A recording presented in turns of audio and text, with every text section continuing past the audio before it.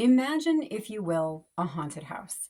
This haunt is beautifully made with handcrafted props, costumes, blood and gore galore. You can tell that everyone involved is giving 110%. They are so passionate about what they do. It's beautiful, disorienting, and lovely. Would you rate that haunted house 1 out of 5 stars because you had trouble following the plot?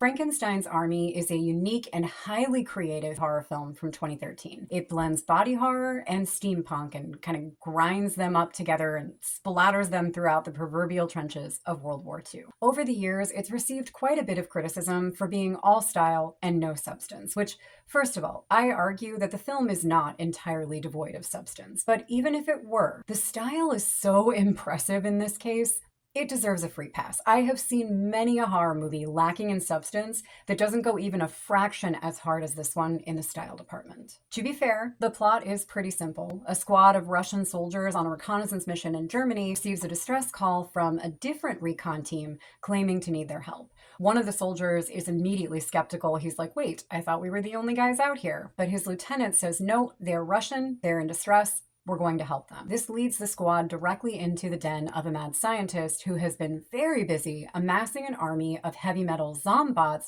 for what can best be described as all-out Armageddon. It's eventually revealed, though you can probably guess from the title, that this scientist is the grandson of Victor Frankenstein. The base concept for the film was conceived years earlier by director Richard Raaphorst, who initially intended to make a different Nazi zombie movie called Worst Case Scenario. It was supposed to be released by Gorehound Inc. and narrated by none other than Brian Usna, which would have been amazing, but unfortunately it was canceled due to budgetary concerns in 2009. You can still watch the trailers for Worst Case Scenario on Raaphorst's YouTube channel, by the way, and they are fantastic. At one point in, I think it's the second trailer, you have a giant group of Nazi zombies parachuting down onto a beach, which might not sound that unsettling, but it's unsettling. What eventually became Frankenstein's Army was dreamed up by Raaphorst and Miguel Tejada Flores, best known for Beyond Reanimator and Fright Night Part 2, and the script was written by Flores and Chris Mitchell. From what I understand, it's true that the script was not fully locked in until they had found their filming location, or their primary filming location, which is the Mairal Mining Museum in Prague. But is writing a script as you go along indicative of a lack of substance? Again, I don't think so. For a movie to have substance, it needs to have some kind of meaning beyond just surface level entertainment, right?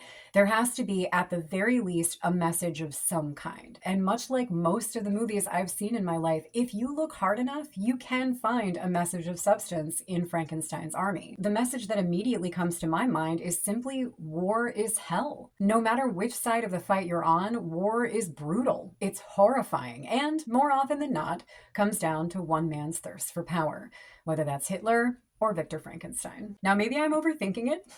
That is a distinct possibility. I have been known to do that, but my point is that there is enough happening in the dialogue of this movie to suggest that there is a little substance. And the characters offer a nice mix of personalities as well, from the insufferable to the more sympathetic. You've got Vasily, played by Andrei Zayats. He is a pile of human garbage, both figuratively and then, literally. He literally becomes a pile of human garbage. I thought Zayats did a great job of making me hate him. He has the distinct air of someone who burned ant hills when he was a kid and likes being a soldier just a little too much. There's also Novikov, played by Robert Gwillem, who has that stoic, proud leader quality to him. I can definitely see why he was chosen for the lieutenant. He does it very well. You've got Ivan, played by Han Ping Tang, and Alexei, played by Mark Stevenson, both just mountainous, badass dudes, especially Alexei, Mark Stevenson. I was really surprised when I looked him up and realized he had never been on the show Vikings.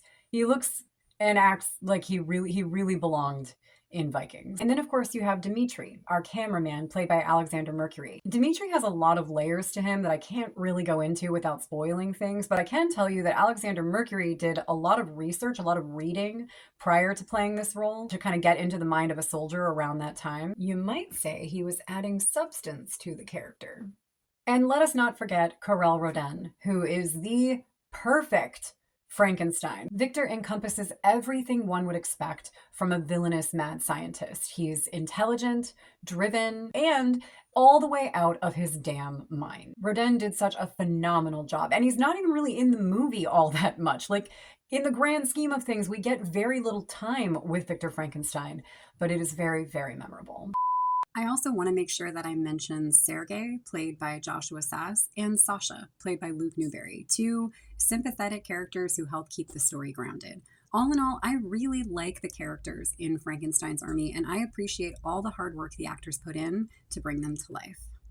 On the other hand, if you don't care whether or not the movie has a message, if you just want to kick back and have a psychotically delightful time, this movie welcomes you to do so. As I mentioned earlier, where Frankenstein's Army really excels is in the style department, most especially with the zombots. I can't stress this enough. These are some of the most creative and impressive monster designs that I have ever seen, and the best part is they're pretty much 100% practical. Raaphorst was insistent that the monsters be as tangible, as real as humanly possible. He had a huge hand in their designs. And the special effects team that brought them to life was pretty small, with only a couple of months to prepare, making fake blood from one of Dick Smith's classic recipes, scrounging every bit and bauble they could to adhere to the film's tiny budget, making around 120 unique effects for this movie in-house. It's the stuff of sheer lunacy and legends. And mark my words, the zombots are what will give Frankenstein's Army legendary cult status someday. You have Mosquito Man, Razor Teeth, Propeller Head, who actually stirred up some controversy a while back when Resident Evil Village was accused of ripping off his design for their Sturm character. There's Teddy Bear Head, Burnt Matchman, and my personal favorite, Hans.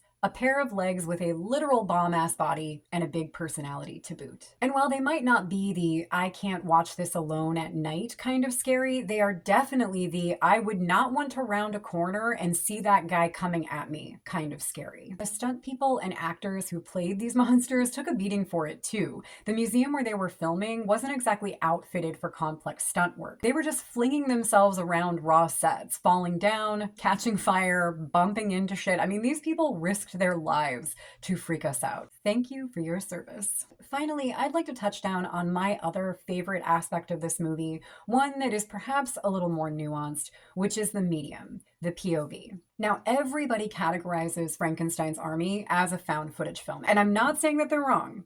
There is a strong case to be made for this movie's inclusion in the subgenre. You have some expository stuff in the beginning that kind of establishes Dimitri as our cameraman. There are comments peppered in, like Victor shouting at him to keep filming, and they used an assortment of like film glitch and imperfection effects, all of which are tropes of found footage. Hell, even Raaphorst himself refers to this as a found footage movie, so I'm not saying that it shouldn't be categorized as such. But the found footage category is also a big target for critics who justifiably claim that it isn't a believable found footage movie. The camera is wrong for the era. It shouldn't be in color. We shouldn't be able to hear them speaking. And if we were, they shouldn't all be speaking English 100% of the time, etc., etc. These are fair points, all fair points. However, after watching this movie a handful of times and listening to Raaphorst and the rest of the crew talk about the making of it, I've come to feel that selling the illusion that this is all actual footage that was found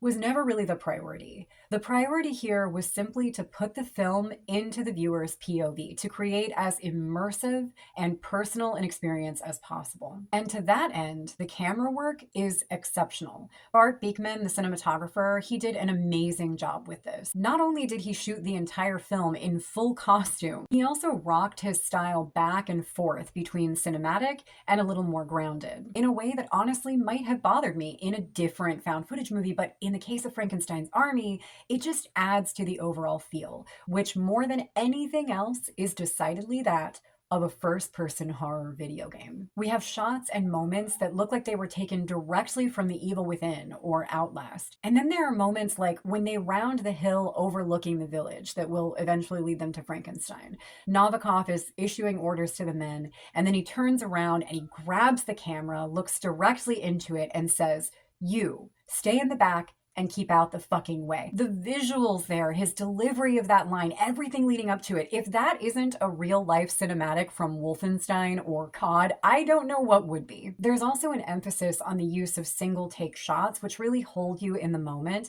And they played with sensory deprivation a little bit, which just adds to the immersion even more. So again, I'm not saying that this movie shouldn't be called found footage. I'm just saying that for me, the found footage category doesn't really feel right. To me, Frankenstein's Army feels less like The Blair Witch Project or Willow Creek, and more like Peeping Tom or Hardcore Henry. Frankenstein's Army was shot on a budget of $1.8 million and premiered at the International Film Festival Rotterdam in January of 2013. Despite its underwhelming audience scores on Rotten Tomatoes and IMDb, the film does have a loyal cult following, and I am proud to be one of that multitude. If you're a fan of practical effects, high-energy horror, splatter films, or just if you think Nazis are bad, this is a must watch. Okay, so before I wrap things up tonight, in the before times when I did the podcast, whenever I covered a movie that had received a lot of negative criticism, I usually included examples of that criticism so that I would have a way to sort of directly address audience complaints. I'm not doing that for this review. I probably will do it more in the future, but tonight, I just wanted to read to you my favorite positive review of Frankenstein's Army. I won't read the whole thing, but I will put it up here so you can pause and read the whole thing if you want. It was written by one of the co-writers of the film, Miguel Tejada Flores, and it just makes me so happy. So I'm just going to read the last paragraph of this review. The best sign of any artwork, a painting, a sculpture, a drawing, or a film, is if one is drawn back to it for repeated viewings. And each time you return, you see or find or discover something you missed last time, something new. By this admittedly personal definition, Frankenstein's Army qualifies as a film worth returning to. I know I have. And will. That is beautifully said, Miguel. I am so glad that you are proud of Frankenstein's Army. You have every right to be. You and everyone else involved made a fantastic fucking film, and I personally cannot wait to rewatch it again. Mosquito Man. Mosquito Man is fucking terrifying. My heart went out to Dimitri. I think Alexander Mercury did such a great job. I just wanted to hold him and sing him lullabies. I am Hans. I am here to drop the bomb. I actually don't really know if he's a bomb. I have seen the making of documentary. I've seen the monster featurettes. I've listened to so many interviews, and I still don't know if Hans is actually made out of a bomb. He is certainly the bomb. Another thing that nobody ever talks about is the pile of burned nuns. Can we just talk about that for a second? That was before we ever even actually saw a monster.